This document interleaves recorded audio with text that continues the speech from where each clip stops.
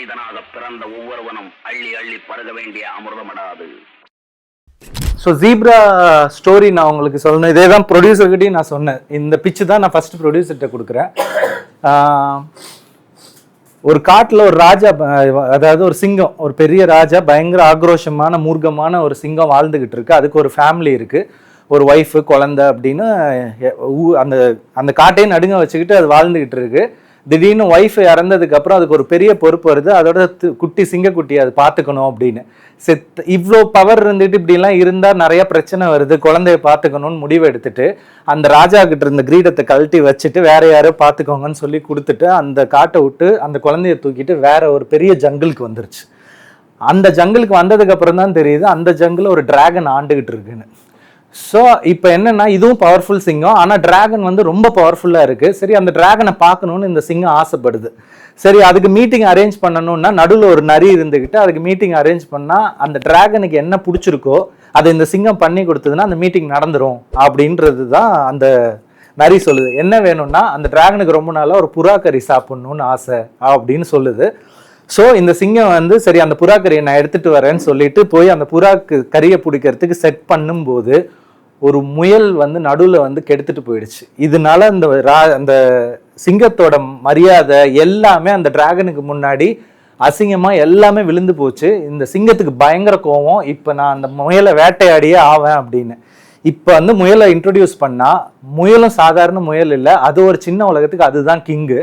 அந்த உலகத்தில் அதுதான் ராஜா. அது பயங்கர குரூக்கடான ஒரு புத்திசாலியான ஒரு முயலாக இருந்துக்குன்னு அந்த கேரக்டரை இங்கே இன்ட்ரடியூஸ் பண்ணுறோம்.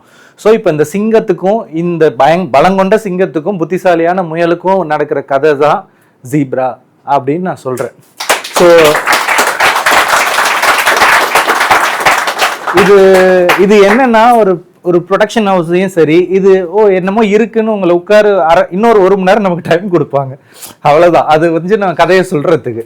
ஸோ இந்த கதையை எப்படி இந்த மாதிரி சொல்லலான்றது தான். இப்போ நான் வந்து இந்த புறாக்கரின்றது என்னன்னா, டிராகன்றது வந்து மெயின் வில்லன்னா வச்சுக்கோங்க. ஆக்சுவலாக இதில் எல்லாமே இந்த கதையில் வந்து கிரே தான். என் கதையில் வந்து எல்லாருமே கிரே. அதில் ஒரே ஒரு ஜஸ்ட் பிறந்து ஒரு 5 மாச குழந்தை, அது மட்டும்தான் ஒரு 6 வயசு குழந்தை. பிறக்கும் போது யாருமே கிரே கிடையாதுன்றதுக்காக ஒரு எக்ஸாம்பிளுக்காக அதை வச்சிருக்கு. அது மட்டும்தான் ஒயிட்டா இருக்கும் அந்த படத்துலேயே. மற்ற எல்லாருமே கிரே ஷேடில் தான் இருப்பாங்க. சம்டைம்ஸ் பிளாக்காக இருப்பாங்க, சம்டைம்ஸ் ஒயிட்டாக இருப்பாங்க. ஏன்னா நமக்கு எதிரில் ஒரு சுச்சுவேஷன் வந்தால் தான் அந்த கேரக்டர் என்ன முடிவு எடுக்கும்ன்றது தெரியும். இது வந்து ரொம்ப கான்ட்ராடிக்டான ஒரு தாட்டாக இருக்கும். இது வந்து எப்படின்னா, எந்த அளவுக்கு கிரே அப்படின்னு நான் சொல்கிறேன். இப்போ ஒரு கசாப்பு கடைக்காரன் வந்து ஒரு மாட்டை துரத்திட்டு வந்துகிட்டு இருக்கான். அவன் பயங்கரம் வெட்டுறதுக்கு பயங்கர ஆக்ரோஷம், ரத்தமாக இருக்கான். ரோட்டில் துரத்திட்டு வரான். மாடு வந்துட்டு 2 ரோடு பிரியுது. அந்த இடத்துல தப்புன்னு ஒரு இடத்துல வந்து ஓடிடுச்சு. அவன் ஓடி வந்து நின்னா அந்த ரோட்டுக்கு நடுவில் மகாத்மா காந்தி நின்றுக்கிட்டு இருக்காரு. அவர் உண்மையை தான் சொல்லுவார் எப்போவுமே. இப்போ அந்த மாட்டுக்காரன் வந்து கேட்குறான் அவர்கிட்ட, எப்பா அந்த மாடு எங்கப்பா போச்சுன்னு. இப்போ அவர் என்ன பண்ணுவார்? மாடு இந்த சைடு தான் போச்சுன்னா வெட்டிடுவான், உயிர் கொள்ளாமையும் அவர் சொல்றாரு. ஸோ பொய் சொல்ல மாட்டேன்னு அவர் ஒரு வாழ்க்கையில் இது பண்ணிருக்காரு. இப்போ அந்த சைடு போச்சுன்னா அதையும் பிரேக் ஆகும். இப்படி ஒரு சுச்சுவேஷன்ல ஒரு கேரக்டர் போட்டா அது என்ன முடிவு எடுக்கும்ன்றதுல தான் கதை தொடங்கும். இந்த மாதிரியான ஒரு கான்ட்ராடிக்டான ஒரு வேர்ல்டு தான் ஜீப்ரா. அந்த மாதிரி ஒன்று எடுத்து இங்கே வச்சிருக்கு. ஸோ இப்போ இந்த புறாக்கரின்னு நான் சொன்னது வந்து அந்த டிராகனுக்கு ஒரு ஃப்ளைட் வேணும். அதுவும் ஃப்ளைட்டுக்கான ரீசன் வந்து என்னன்னா, அதோட அவங்க பொண்ணு ஆசைப்பட்டுச்சு, பர்த்டே அன்னைக்கு கேட்டுருச்சுப்பா, வாங்கிடலான்னு ஆசைப்பட்டு, ஆனால் கிடைக்க மாட்டேங்குதுன்றது தான் ஒரு 1000 கோடி ஃப்ளைட்டுன்றது. ஸோ அந்த மாதிரியான ஒரு இதில் இருக்குது. ஸோ புறாக்கரின்னு சரி, எல்லாருமே சரி, இது ஆடியன்ஸ்க்கான கதை இல்லை. இது ஒன்லி நீங்கள் ப்ரொடக்ஷன் பிச்சிங்க்கு மட்டும்தான் இந்த கதையை நீங்கள் எப்படி சொல்லலான்றது. ஸோ அந்த இதுக்கு சொல்லும் போது அவங்களுக்கு புறாக்கரின்னா ஃப்ளைட்டு, நரின்றது தான் மெயின் வில்லன். சுனில் நடிச்சிருப்பாரு அதில், அதுதான் main villain, not dragon. So அப்போ இதுன்னா சிங்கம்னா பவர்ஃபுல்லாக ஒரு கேரக்டர் காட்டணும், முயல்னா சத்யதேவ் பண்ணலாம், முயலுக்குன்னு ஒரு வேர்ல்டு இருக்கலாம், அதுக்கு அங்கே ஒரு இது மயில் இருக்கலாம், அந்த ஒரு கூட ஃப்ரெண்டு இருக்கலாம், அது ஒரு வேர்ல்டு, ஜாலியான வேர்ல்டு. இந்த சைடு வந்து completely Ramgopal Varma sir world மாதிரி இருக்கும். இந்த சைடு பொண்ணுங்களே இருக்காது இந்த வேர்ல்டுல, சிங்கத்தோட வேர்ல்டில். ஸோ இந்த 2 வேர்ல்டையும் கொலாப் பண்ணி ஒரு கதை எழுதணும் அப்படின்றதுக்கு தான் அதை எடுத்தது. ஸோ என்ன சொல்ல வரேன்னா, ஓவராலாக ஒரு கதையை நம்ம ஐடியா கிடைக்கும் போது இதை எப்படி நம்ம வெளியில் சொல்லலான்றதுக்கு வந்து ஃபர்ஸ்ட் ஒரு மெட்டஃபாரிக்கலாக ஒன்று நீங்கள் ரெடி பண்ணிக்கிறது better. It's easy to tell. இது வந்து உங்களுக்கு ஈஸியாக ப்ரொடியூசரோட ஒரு கான்ஃபிடென்ஸையும் கொண்டு வந்துடும். இவ்வளோ இன்ட்ரெஸ்டிங்காக இருக்கே, ஸோ வாட் நெக்ஸ்ட் அப்படின்றதுக்குள்ள ஃபர்ஸ்ட் உங்களை கொண்டு வந்துடும். ஸோ மெட்டஃபாரிக்கலாக ஒரு ஸ்டோரியை ரெடி பண்ணிட்டு உங்கள் ஃப்ரெண்டு கிட்ட அதை சொல்லிட்டு அதுக்கப்புறமேலு இந்த மாதிரி கேரக்டர்ஸ், இத்தனை கேரக்டர்ஸ் கதையில் இருக்குது, இந்த கேரக்டர்ஸ் வச்சு நான் நகர்த்த போகிறேன் அப்படின்றத நீங்கள் அடுத்தது வந்து நீங்கள் டிசைட் பண்ணலாம். So this is how the story will begin. ஆக்சுவலாக என்னோட ஐடியாலஜியில் இந்த இதில் நான் அந்த மாதிரி ஒன்று பில்ட் பண்ணுவோம். தென் ஆக்ட் வைஸாவோ இல்லைனா அந்த வான் காஸ்ட்டில் எழுதிட்டு ஓவராலாக பார்த்துட்டு தென் நாங்கள் சீனுக்குள்ளே வருவோம். ஏன்னா ஒரு சீன் இப்போ ஃபஸ்ட்டு ஓப்பனிங் சீனே இப்போ ஏதாவது ஒரு படத்துக்கு எழுதணுன்னா அந்த சீனு எழுதுறதுக்கு முன்னாடி யூஸ்வலாக நான் ஒரு ஷீட் ரெடி பண்ணிக்குவேன், ஒரு ஒரு ஒரு பேஜ் மாதிரி. அதில் ஒரு 7-8 பாயிண்ட் நான் எப்போவுமே எழுதி வச்சுட்டு அதை வந்து சைடில் வந்து அதை ஃபில் பண்ணிட்டு தான் நான் சீனே அடுத்தது எழுத போவேன். பர்பஸ் ஆஃப் த சீனுன்னு ஒன்று இருக்கும். இந்த சீனோட பர்பஸ் என்ன, நம்ம எதுக்காக சொல்ல போகிறோம், இந்த சீன் உண்மையிலே தேவையா, கதையை நகர்த்துதா இல்லையா, இந்த கேள்விகள்லாம் ஒரு ஆன்சர் காமிச்சிட்டு இந்த சீனுக்குள்ளே ஒன்று தான் சொல்ல போகிறேன் அப்படின்னு. For example I will play one scene also for you. ஒரு இந்த சீன் வந்து ஃபார் எக்ஸாம்பிள் இந்த கதைக்கு எவ்வளோ முக்கியம் அப்படின்றது. இப்போ சிங்கத்துக்கும் நரிக்கும் ஒரு மீட்டிங் நடக்க போகுதுன்னா இப்போ நிறைய பகச்சிக்கிச்சுன்னா முடிஞ்சிச்சு, டிராகனே அழிச்சிரும். ஏன்னா டிராகன் அவ்வளோ பவர்ஃபுல், சிங்கம்லாம் ஒன்றுமே கிடையாதுன்ற மாதிரி. ஆனால் நிறைய பகச்சிக்க வேண்டிய சுச்சுவேஷன் வரும்போது இந்த சிங்கம் என்ன முடிவெடுக்குது அப்படின்றதுக்கு ஒரு சீன் எழுதணும் அப்படின்ற மாதிரி நான் ஒரு மைண்டில் வருது. இப்போ எனக்கு நீங்கள் உங்கள் கதைக்குமே இந்த மாதிரி வரும் ஒன்று. ஸோ இப்போ என்ன எழுதணும் அப்படின்னா இந்த சீனோட பர்பஸ் என்ன, பயம் வந்து இந்த சிங்கம் பயந்து பேசாமல் அமைதியாக இருந்துருட்டுமா, இல்லை பரவாயில்ல டிராகனே வந்தாலும் என்னன்னு பார்த்துக்கலாமா அப்படின்றதுக்கு ஒரு கால் எடுக்கணுமா. ஆனால் அது அவ்வளோ பவர்ஃபுல் கிடையாது. ஸோ அது என்ன முடிவு எடுக்க போகுது, இதை வந்து கடைசியில் வச்சுக்கிறேன் நான். சீனோட எண்டில் அது என்ன முடிவு எடுக்க போகுது, அதுக்கான இந்த வாண்ட்டுக்கான காஸ்ட் அந்த கேரக்டர் என்ன எடுக்க போகுது அந்த சிங்கம் அப்படின்றத நான் வச்சுக்கிறேன். ஸோ இந்த சைடு நான் எழுதியிருக்கிற ஷீட்டில் என்னென்ன இருக்குன்னா பர்பஸ் ஆஃப் த சீன் என்ன, இந்த சீன் இப்போ வேணுமா வேணாமா, எதுக்கு இந்த சீனை இப்போ வைக்கிறோம், ஏன் இந்த இடத்துல சொல்லலைன்னா என்ன, கதை நகராதா, இது எல்லாமே கேட்டுக்கிறது. ஸோ சீனுக்குள்ளே போகும்போது ஒரு 3 கேள்வி எனக்குள்ளே ஃபஸ்ட்டு அடுத்தது வருது. யாருக்கிட்ட இருந்து என்ன வேணும் அப்படின்னு. Who needs what from whom. So இந்த கேரக்டர் இந்த இது வந்து ஃபஸ்ட்டு ஒரு சீனுக்குள்ளே இது வந்து ஒரு ஆன்சராக உங்களுக்கு வந்து ஒன்று கிடைச்சதுன்னா 2 கேரக்டர். ஏன்னா சில பேர் சொல்லுவாங்க அவங்க கேரக்டர் வந்து நீங்கள் இனிமேல் எழுதும்போது இனிமேல் வெளியில் இப்போ தான், ஏன்னா நான் உங்கள் ஸ்டேஜில் இருந்தால் நானும் எழுதி இப்படி வரேன்ல, அதனால நான் ஏர்லியாக சொல்கிறேன். நீங்கள் சொல்லும் போது உங்கள் ஹீரோ வந்து ரொம்ப பேசிவாக இருக்காருன்ற ஒரு வார்த்தையை அடிக்கடி இனிமேல் நீங்கள் கேட்பீங்க வெளியில் போனால். என்னென்னா ஒரு ஹீரோ படம் பண்ணணும்னு ஆசைப்படுறீங்க அப்படின்னா ஒரு ப்ரொடக்ஷன் ஹவுஸ் கிட்ட போய் பண்ணணும்னா ஹீரோ கிட்ட போய் சொல்கிறாங்க. எனி ஹீரோ, அப்கமிங் ஹீரோ, பெரிய ஹீரோன்னு யார் வச்சுக்கிட்டாலும் அந்த ஹீரோ அதுக்கு ஏன் லைக் பண்ணணும் அப்படின்னா அந்த ஹீரோவை அந்த கதை எங்கேஜாக வச்சுக்கிட்டே இருக்கணும். ஸோ பேசிவான இருக்காங்க அப்படின்னு ஏன் சொல்லுவாங்கன்னா ஹீரோ எந்த முடிவுமே எடுக்க மாட்டேங்கிறாரு, மற்ற கேரக்டர்லாம் கண்டுபிடிச்சிட்டு போயிட்டே இருக்கு, இவர் சும்மா போயிட்டு தான் இருக்காரு, பெருசாக இது பண்ணல அப்படின்றது அந்த பேசிவ்னஸ்ன்ற ஒரு வார்த்தை வரும். ஸோ அதை முடிஞ்ச வரைக்கும் அவாய்ட் பண்ணுறதுக்காக தான் இந்த கொஷின்லாம் ரெடி பண்ணிக்கிறது. ஸோ யாருக்கிட்ட இருந்து என்ன வேணும் அப்படின்னா வெறும் இப்போ ஹீரோட பெர்ஸ்பெக்டிவ்ல மட்டும் நான் சீனை வச்சு நான் உள்ளே போகிறேன், டம்முன்னு அடிச்சு கதவை திறந்துட்டு உள்ளேருந்து பணத்தை எடுத்துகிட்டு போகிறேன்னா எனக்கு அதில் கான்ஃப்ளிக்டே கிடையாது. ஸோ நான் இப்போ உள்ள ஒருத்தன் இருக்கான் அப்படின்னா இப்போ ஜென்டில்மேன் பார்த்துருப்பீங்க மோஸ்ட்லி. ஸோ அந்த வயசானவர் கூட ஒரு சண்டை நடக்கும் அந்த இதில். ஸோ சாதாரண வயசானவர் இருமிக்கிட்டு இருப்பாரு, அவர் போய் உள்ளே போய் பணத்தை எடுத்துகிட்டு வரலாம். ஆனால் யாருக்கிட்ட இருந்து என்ன வேணுன்றது யாருன்றது ஹீரோ. யாருக்கிட்ட இருந்து வேணும்னா அங்கே தான் இன்ட்ரெஸ்டிங்காகவே ஒரு கான்ஃப்ளிக்ட் வந்து அந்த கேரக்டருக்கு உருவாக்குறோம். ஸோ அந்த கேரக்டர் வந்து வில்லனாக இருக்கலாம், இல்லை எனி கேரக்டராக இருக்கலாம், இல்லை அந்த கேரக்டரோட ட்ராவல் ஆகிற ஃப்ரெண்டாகவே இருக்கலாம். அந்த சீனை இன்ட்ரெஸ்ட் பண்ணுறதுக்கு நடுவில் ஒரு கான்ஃப்ளிக்ட் இருந்தால் தான் அந்த சீனை வந்து பேசிவாக இருக்காது, ஆக்டிவாக இருக்குன்னு சொல்லுவாங்க. அது ஆடியன்ஸுக்குமே என்கேஜிங்காக கொடுக்கும் அது. ஸோ அந்த மாதிரி தான் யூஸ்வலாக அந்த இது எழுதுறது. ஸோ ஃபஸ்ட்டு அந்த பாயிண்ட்டை எழுதிக்குவேன் நான், who needs what from whom அப்படின்னு. ரெண்டாவது really is the scene necessary அப்படின்றது இந்த இடத்துக்கு நான் அடுத்த கொஸ்டினாக நான் எழுதிக்குவேன்.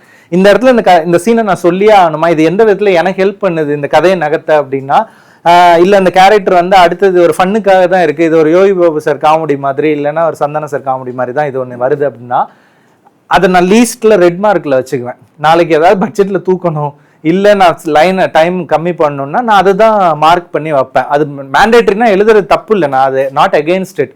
ஆனால் கதைக்குள்ளே பிளெண்டாக இருக்குன்னா இன்னும் பெட்டர்ன்னுவேன். ஸோ இப்போ அந்த சீன் இந்த மாதிரி ஒரு காமெடி சீனை எழுத வேண்டியது இருக்குது அப்படின்னா அந்த காமெடி சீன் வெறும் காமெடி சீன்னா அதை தூக்கிட்டேன்னா எனக்கு வந்து கதை நகருதுன்னா அதை ஏன் நான் எழுதிக்கிட்டு தனியாக. ஸோ அப்போ நான் ஏதாவது ஒரு இன்ஃபர்மேஷன் அதுக்குள்ளே வச்சு அந்த சீனை நான் ஒன்றும் இன்ட்ரெஸ்ட் ஆக்கணும் ஃபோர்ஸ்ஃபுல்லாக, இல்லை அது ஆட்டோமேட்டிக்காகவே அந்த மாதிரி அது வந்து சீனாக மாறணும் அப்படின்னு. ஸோ இது ரெண்டாவது கேள்வியாக எனக்கு தேவைப்படும். ஸோ மூணாவது கேள்வி எனக்கு இந்த சீனோட கோல் டோட்டலா என்ன, அதாவது ஸ்ட்ரக்சரா கோலு, கான்ஃப்ளிக்ட், அதுக்கான அவுட்புட் என்னன்றத இந்த தேர்ட் கொஸ்டின்ல எனக்கு இருக்கும். What is the goal, conflict and output அப்படின்னு.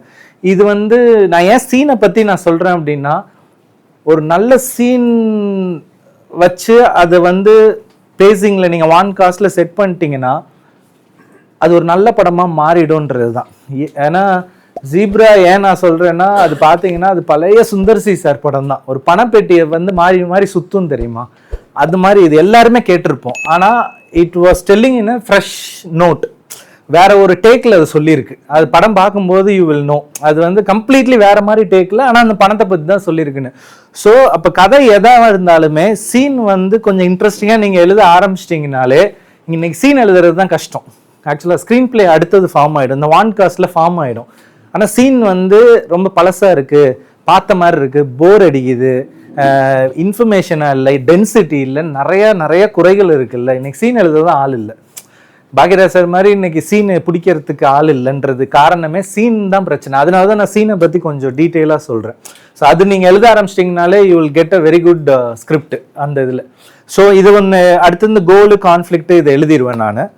இதுக்கப்புறம் இந்த எண்டில், அதாவது என்னன்னா இந்த கேரக்டரோட இந்த சீனோட எண்டில் இந்த கோல் அந்த கேரக்டர் அட்டைன் பண்ண போது அதோட எண்டில் ஒரு அவுட்புட் வரும்போது அந்த கேரக்டருக்கு எப்பவுமே ஒரு சாய்ஸ் கொடுத்தீங்கன்னா பெட்டரா இருக்கும். அதாவது சாய்ஸ்னா மற்றவங்க கேட்குற மாதிரி இல்லை, அது ஆர்கானிக்கா அது எப்படி வந்து நிற்கணும்னா, இந்த மகாராஜால சொன்ன மாதிரி தான். சரி கேஸ் எடுத்துக்கிறோம்னா அவன் மேல இருக்க கேர்ல இல்லை, பணத்தை பிடுங்கிறதுக்காக. ஆனா ஒரு 6 லட்ச ரூபா கொடுத்துருப்பா பார்த்துக்கலாம் அப்படின்னா சரின்னு இருந்தது. ஸோ அது சாய்ஸ் எடுக்க வைக்கணும், அது என்னத்துக்கு வேணாலும் ரெடியா இருக்குதா அந்த கேரக்டர்ன்றது. ஸோ சாய்ஸஸ் ஏபின்னு ஒன்று கொடுத்தீங்கன்னா ஆடியன்ஸுக்கு வந்து ஈஸியா இருக்கும், அதை பார்க்கும்போது என்கேஜிங்கா இருக்கும். ஓகே இது நம்ம இப்படி ஒன்று நினைச்சோம். ஏன்னா 3 விதத்துல ஆப்ஷன் இருக்கு. ஒன்று நீங்க நினைச்சதே ஆடியன்ஸுக்கு வந்து அந்த கேரக்டர் அப்படிதான் எடுக்குதுன்னு சொல்லிட்டீங்கன்னா அது கொஞ்சம் போர் அடிக்கும். நான் போறேன் பணத்தை எடுத்துட்டுவான்னு ஒருத்தன் சொல்றான், நான் போறேன் அவன் ரூமை திறக்கிறேன் பணத்தை எடுக்கிறேன்னா ஆடியன்ஸுக்கு இது ஒன்று. இன்னொன்று என்ன, அவங்க ஆடியன்ஸ் இப்போ ஸ்மார்ட்டு, சரி பணத்தை எடுக்கிறான் உள்ள பணம் இருக்காது பாரு, அடுத்த கதை என்ன யார் எடுத்தான்னு நகரும் அப்படின்வாங்க. இது ரெண்டாவது. ஒருவேளை நான் போறேன் பணத்தை எடுக்க வர ஃப்ரெண்டு உள்ள செத்து கிடக்குறான் தலை இல்லாம அப்படின்னா இது ஆடியன்ஸுக்கு ரிவர்ஸ் எஃபெக்ட். ஸோ எண்டில் வந்து எப்போவுமே மோஸ்ட்லி ஒரு ஆடியன்ஸ் நினைக்காத மாதிரி ஒரு ரிவர்ஸ் எஃபெக்டில் நீங்கள் எண்டு அவுட்புட் கொடுத்தீங்கன்னா it will engage the audience more. ஏன்னா ரிவர்ஸ் சைக்காலஜி தான் என்றைக்குமே ஆடியன்ஸ். ஏன்னா நம்ம நிறைய படம் பார்த்ததுனால இன்னைக்கு அதை யூஸ் பண்ண வேண்டியதாக இருக்குது. ஏன்னா இப்போ நீங்கள் ஒரு கதை சொல்ல போகிறீங்க ஆடியன்ஸுக்கும் சரி எல்லாருக்கும் சரின்னா அவங்க பல கதையை ப்ரொடியூசர் கேட்டிருப்பாங்க, உங்களுக்கு முன்னாடி பல டைரக்டர் பார்த்துருப்பாங்க, 100 பேரை பார்த்துருப்பாங்க. ஸோ உங்கள் இது எங்கே இதாக இருக்குன்னா, நீங்கள் எதிர்பார்த்த ஆங்கிளில் நான் கதையை கொண்டு போகலன்ற இடத்துல தான் நான் அந்த அவரை வந்து வின் பண்ணுற மொமெண்ட்டே எனக்கு. ஸோ அப்போ ஒரு சீனோட எண்டில் அந்த, ஏன்னா எதுக்கு இதை சொல்கிறேன்னா, இப்போ நீங்களும் ஒரு ஐடியா எடுக்கிறீங்க, நானும் ஒரு ஐடியா எடுக்கிறேன். ஃபார் எக்ஸாம்பிள் அதே மகாராஜாவே நான் வச்சுக்கிறேன். இப்போ குழந்தைய காணோன்றதுக்கு அவர் நித்திலன் ஒன்று பண்ணியிருப்பாரு, நீங்கள் ஒன்று பண்ணுவீங்க, அது நான் ஒன்று பண்ணுவேன், இந்த ஒரே ஐடியாவில். ஸோ இந்த மாதிரி ஐடியா எடுக்கும்போது ஒரே டைப் ஆஃப் சீன் உங்களுக்கும் எனக்கும் தோன்றதுக்கு வாய்ப்புகள் இருக்குது. போலீஸ் ஸ்டேஷனில் போய் இப்போ கம்ப்ளைண்ட் கொடுக்கணும் பொண்ணை காணான்னு வேற மாதிரி கொடுக்கணும் அப்படின்னா நீங்கள் எங்கே குப்பத்தொட்டிக்கு போல வேற எடுத்திருப்பீங்க, நானும் வேற எடுத்திருப்பேன். அது எப்படி கன்ஸ்ட்ரக்ட் பண்ணுறேன்னு. ஸோ ஐடியா வந்து எல்லாருக்குமே கிராஸ் ஆகிக்கிட்டே இருக்கும். ஸோ எங்கே மாறுது, எப்படி வந்து அந்த ஒரு டைரக்டர் மட்டும் இப்படி வராங்க, இன்னொரு டைரக்டர் இப்படி போல அந்த கீழே வராங்க அப்படின்னா இந்த சீன் கன்ஸ்ட்ரக்ஷன் மெத்தட்ல தான் பிரச்சனையே இருக்குன்றது. ஸோ அவங்க எப்படி அதை அணுகுறாங்க, அவங்க அந்த சீனை வந்து எந்த அளவுக்கு இன்ட்ரெஸ்டிங்காக சொல்லி முடிஞ்சு அந்த சீன்லேருந்து எப்படி நம்ம வெளியே கடத்தி அடுத்த சீனுக்கு கொண்டு போகிறாங்கன்னு. ஸோ அந்த சீன் முடிஞ்சிருச்சுன்னா ஓகே அடுத்த சீன் சொல்லுப்பான்ற மூடில் இல்லை, ஐயோ எப்படி நடந்துருச்சு அடுத்து என்ன நடக்கும், அந்த இடத்துல தான் அவங்க ஆடியன்ஸ் வந்து உட்கார வைக்கிறாங்க. ஸோ அதுதான் எல்லாரையுமே டிஃபர் பண்ணுது. ஸோ உங்களுக்கும் அதே ஐடியா வரலாம், எனக்கும் அதே ஐடியா வரலாம். ஸோ எப்போவுமே நான் என்ன நினைப்பேன், உங்களுக்கு வெரி ஃபஸ்ட்டு தாட்டாக கதை எழுதும்போது ஒரு சோம்பேறித்தனப்படாமல் இவனும் அவனும் மீட் பண்ண போகிறான், போலீஸ் ஸ்டேஷன் போகிறான், சரி கம்ப்ளைண்ட் கொடுத்துருவோம், இப்போதைக்கு செருப்பை காணோன்னு ஒன்று கம்ப்ளைண்ட் கொடுத்துட்டு அதுக்கப்புறம் பார்த்துக்கலான்றது ஒரு ஃபஸ்ட்டு தாட்டாக வந்துடும். அவங்களும் கம்ப்ளைண்ட் ரிஜிஸ்டர் பண்ணிட்டாங்கன்னு. நீங்கள் ஃபஸ்ட் தாட்டில் கன்வின்ஸ் ஆகக்கூடாதுன்றது தான் உங்ககிட்ட இருந்து பெஸ்ட்டு ஸ்க்ரீன் பிளே. இன்னைக்கு அதுக்கு தான் ஆள் இல்லைன்னு சொல்ல வரேன். உங்கள் second thought, third thought, fourth தாட்டுக்கு போய் ரீச் பண்ணீங்கன்னா you will find the golden egg there. அது வந்து யாருமே அந்த ஃபோர்த்து தாட்டுக்கு போக மாட்டாங்க. சரி எனக்கு இது இப்போ நான் வந்து ஒரு செருப்பு காணன்னு போய் கம்ப்ளைண்ட் பண்ணிட்டு வந்துட்டேன், இதில் நான் அந்த குப்பை தொட்டியை காணன்னு கம்ப்ளைண்ட் பண்ணிட்டு அவங்க எடுத்துக்கிட்டாங்க வந்துட்டேன், இது வந்து ஃபர்ஸ்ட் தாட்டாக வருது. செகண்ட் தாட்டு, ஸோ நான் சொல்கிறத வந்து என்னடா வெறும் குப்பை தொட்டியை காணலாம் கம்ப்ளைண்ட் எழுத முடியாது, சரி ஓகே ஏதாவது காசை கொடு நான் எழுதிக்கிறேன் அப்படின்னு சொல்லிட்டு காசை வாங்கிட்டு எழுதுறாங்க. இது செகண்ட் தாட்டாக இருக்கலாம். தேர்ட் தாட்டுன்னு ஒன்று இருக்குது. இதே சீனை இன்னும் கொஞ்சம் அசைப்போட்டோம்னா அந்த கேரக்டர் வந்து சொல்லுது ஓகே எல்லாம் இது நம்பலை, இருந்தாலும் கடைசியில் அங்கங்கன்னு போகிறாங்க, கடைசியில் வந்து அந்த கேரக்டர் வந்து சரி பணத்தை வாங்கிட்டு பெரிய பணமாக வாங்கிக்கிறாங்கன்றது இப்போ இருக்கிற வருஷனே அது வரும். ஃபோர்த்து தாட்னு ஒன்று இருக்குது. அந்த கேரக்டர் சொல்லுவோம், யாருமே நம்பலை, சரி நம்பலைன்றதை எப்படி சொல்லலாம், அடிச்சிருவோம் அந்த கேரக்டரை, அடிக்கிறானுங்க போட்டு மிதிக்கிறானுங்க, அப்பயும் அந்த கேரக்டர் வந்து காமா வந்து நான் பண்றேன்னு, இதான் ஃபோர்த்து தாட்டு. சரி இப்படியும் சொல்லி அந்த கேரக்டர் வந்து கம்ப்ளைண்ட் எழுதுக்கவே இல்லை அப்படின்னா என்னன்னா, சரி அந்த கேரக்டர் வந்து என்ன சொன்னாலும் போகாதுன்ற ஒரு மனநிலைக்கு போலீஸை தள்ளிட்டு அதுக்கப்புறம் அந்த கேஸை எடுத்துக்க சொல்லுவோம்னு சொல்லிட்டு அந்த பாம்பு சீன்லாம் வருது. ஸோ இது ஃபோர்த்து தாட் லெவலில் வரும். இது வந்து நிறைய பேர் இது வந்து இன்க்ளூடிங் மீ நான் சொல்கிறேன், ஃபோர்த்து தாட் போகிறதுக்கான பேஷன்ஸ் பொறுமை நம்மக்கிட்ட இருக்காது. ஏன்னா எழுதும்போது வேகமாக எழுதிடணும், இந்த ஸ்கிரிப்டுன்றதுல தான் இருக்குமே ஒழிய பெஸ்ட்டாக அதாவது படித்தாங்கன்னா இந்த மாதிரி எங்கேருந்து சீனை பிடிச்ச அப்படின்னு கேட்குற அந்த இது எங்கே வருதுன்னா உங்களோட ஃபோர்த்து தாட்டில் தான் இருக்குது அந்த இதில். ஏன்னா ஒரு பேசிக் கிரவுண்ட் ரூல் வந்து நம்ம ஃபிக்ஸ் பண்ணிக்கலாம். எல்லாருமே நான் ரைட்டராக இருக்கிற எல்லாருக்குமே இது நான் சொல்லணும், உங்களுக்கு வர வெரி இமீடியட் ஃபர்ஸ்ட் தாட்டை ஸ்கிப் பண்ணிடுங்க, எழுதாதீங்க, பெஸ்ட் விட்டுருங்க அதை. ஏன்னா அதுதான் பல பேர் எழுதக்கூடிய அந்த ஐடியா அவங்க மைண்டில் வந்ததுன்னா அவங்களும் அதை தான் எழுதுவாங்க, அதே அதை நீங்களும் எழுத வேணான்றது தான். ஸோ செகண்ட் தாட்டுக்காவது போங்க அட்லீஸ்ட். சரி இது வந்தோடனே இந்த கதை யோசிச்சோடனே இந்த வந்த சீனே நல்லா இருக்கே அப்படின்னும், இல்லையே இதே தானே மேபி வரலாம், இன்னொரு தாட்டு இன்னொரு ஆங்கிள் மறுபடியும் யோசிப்போம், இன்னொரு பெர்ஸ்பெக்டிவ்னும் போது you slowly find your diamond. So அந்த மாதிரி கொஞ்சம் அப்படி யோசிச்சோம்னா வி வில் கெட். அதுக்கு தான் மகாராஜா இப்படி பேசுகிறாங்க. ஏன் அப்படின்னா அந்த அளவுக்கு டெப்த் இருக்கும் கேரக்டர் கதையில். சீனாக சொல்கிறேன். ஸோ சீனை புதுசாக எழுதுறதுக்கு இதெல்லாம் தான் ஒரு பாயிண்ட்ஸாக எழுதிடுவேன். கோலு கான்ஃப்ளிக்ட் இந்த இதை எழுதுவேன். அந்த ஃபோர்த்து தாட்டா இது ஃபர்ஸ்ட் ஐடியாவா இல்லையான்றது, இது ஏன் இது ஒரு மாதிரி டெக்னிக், ஏதாவது எப்படி சொல்கிறது, ஒரு பேப்பர் புக் மாதிரி எனக்கே தெரியும் நான் உங்களுக்கு சொல்கிறது. ஆனால் it help me a lot ஆக்சுவலாக. அது வந்து பயங்கரமாக எனக்கு ஹெல்ப் பண்ணுச்சு அந்த இடத்துல கதையை எழுதும்போது, சீனை யோசிக்கவும் போது. ஸோ ரிவர்ஸ் சைக்காலஜி வச்சு எழுதும் போது ஆடியன்ஸை வந்து என்கேஜ் பண்ணிக்கலாம் அப்படின்னு எனக்கு ஒரு நம்பிக்கை. இந்த மாதிரியை வச்சு ஒரு சீனை கன்ஸ்ட்ரக்ட் பண்ணிடுவோம். சரி இந்த சீனை கன்ஸ்ட்ரக்ட் பண்ணியாச்சு, இந்த சீனை வந்து எக்ஸிக்யூட் பண்ணணும் அப்படின்னு ஒன்று போக வேண்டியது இருக்குது.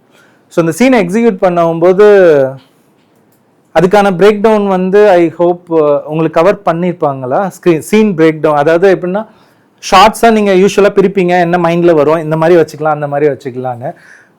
Don't go for too many shorts like கைரச்சி அந்த மாதிரி. ஏன்னா நமக்கு அது அந்த கதைக்கு தேவைப்பட்டதுன்னா அது வச்சுக்கலாம். இப்போ ஜீப்ராக்கு எனக்கு கைரிச்சி ஸ்டைல் மாதிரி ஒன்று தேவைப்பட்டுச்சு, அதனால அது வச்சேன். சில இடத்துல ஜாக் ஸ்னைடர் தேவைப்படுவார், சில டைம் மணிரத்னம் சார் தேவைப்படுவார், சில டைம் கௌதம் மேனன் தேவைப்படுவாங்க, ஒரு சீனுக்கு சொல்கிறேன். அந்த மாதிரி இருக்கும். ஸோ இப்போ ஒரு சீனை கன்ஸ்ட்ரக்ட் பண்ணதுக்கப்புறம் இப்போ நான் அந்த சீனை வந்து அதை கொஞ்சம் பவர்ஃபுல்லாக சொல்லணும். இப்போ ஒரு சீனை எழுதிட்டேன், அந்த சிங்கத்துக்கும் நரிக்கும் அந்த எக்ஸாம்பிளுக்கு போயிடுறேன். சிங்கத்துக்கும் நரிக்கும் ஒரு மீட்டிங்கு, டிராகனை பார்த்துக்கிறதுல ஒரு சின்ன உரசல் வந்துருச்சு, நரிக்கும் இதுக்கும் ஒரு ஈகோ கிளாஷு. இப்போ சிங்கம் வந்து முடிவு எடுக்கணுன்ற ஒரு சீனு. மறக்காம சப்ஸ்கிரைப் பண்ணிடுங்க.